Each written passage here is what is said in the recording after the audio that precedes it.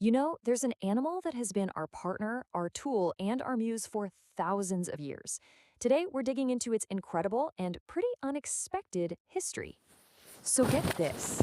This is the story of how an animal that was once just the size of a dog went on to build empires, create entire cultures, and become an absolute legend.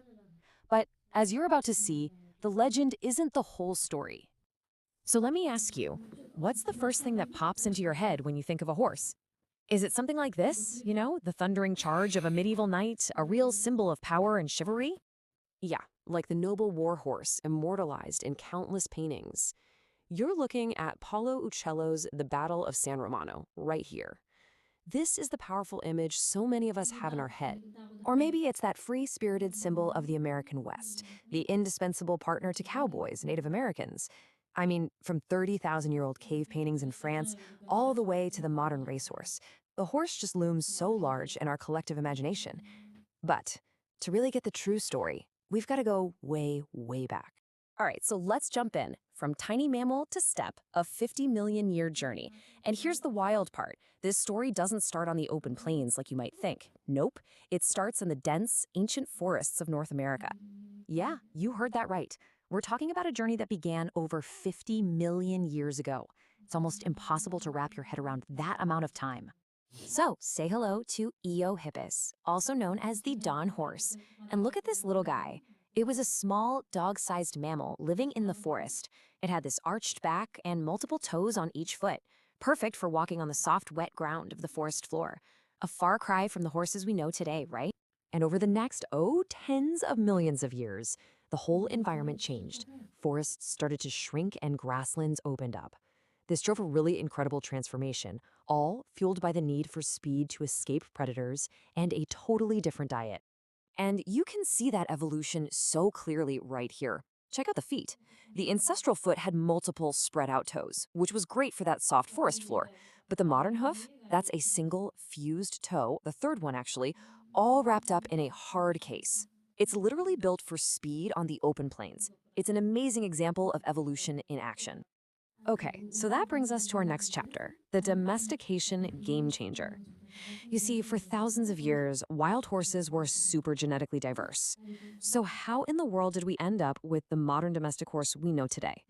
What happened? Well, geneticists found this fascinating thing called a genetic bottleneck. What that means is, around 4,000 years ago, one particular horse lineage from the Eurasian steppe just took over. It rapidly replaced almost all the others. Turns out, this lineage had genes for a stronger back, super useful for riding, and a more docile temperament. Humans zeroed in on these traits, selectively bred them, and kicked off a partnership that would, no exaggeration, change the world. All right, next up, debunking the great horse, the myth of the medieval war horse. Yeah, this human-horse partnership led directly to the war horse, right? The iconic animal of medieval warfare and legend. But let's just say the legend might have gotten a little inflated over the years. I mean, we've all heard the stories, right? The ground trembled as the knights charged. We picture these things, these destriers or great horses, as just enormous, towering animals. Basically, the medieval version of a modern draft horse. But how great was the great horse really? What does the actual science, the archaeological evidence, have to say about their size? Okay, so this is where it gets really interesting. Scientists have analyzed thousands of medieval horse bones, and the data reveals something pretty surprising. The average height of a medieval war horse was about 140 centimeters. That's just under 14 hands. So, what does that mean? It means the myth of this massive war horse, something like a modern Shire horse, that's just not true. The reality was a medium built, sturdy, compact animal. Think less giant Clydesdale and more like a tough modern fjord horse. It wasn't about raw, crushing power, it was about agility, speed, and endurance. And that brings us to our next section, how horses remade continents. Because it was exactly that combination, endurance and agility, in a tough, medium-sized package that allowed the horse to completely reshape human history on a global scale. I mean, just look at the steppes of Asia. The Mongol Empire quite literally rose on horseback. They created the largest contiguous land empire in all of history. And they did it because of the horse. It gave them unparalleled speed and communication. It's just mind-blowing. But the story takes a much darker, more complicated turn when the horse returns to the Americas. Remember, horses had gone extinct there 10,000 years earlier. When Spanish colonizers brought them back in the 16th century, it became a devastating instrument of conquest, a key factor in the fall of empires like the Inca. But out of that, you get this incredible story of adaptation. Indigenous peoples of the plains rapidly adopted the horse and completely transformed their societies. They created new, vibrant horse cultures.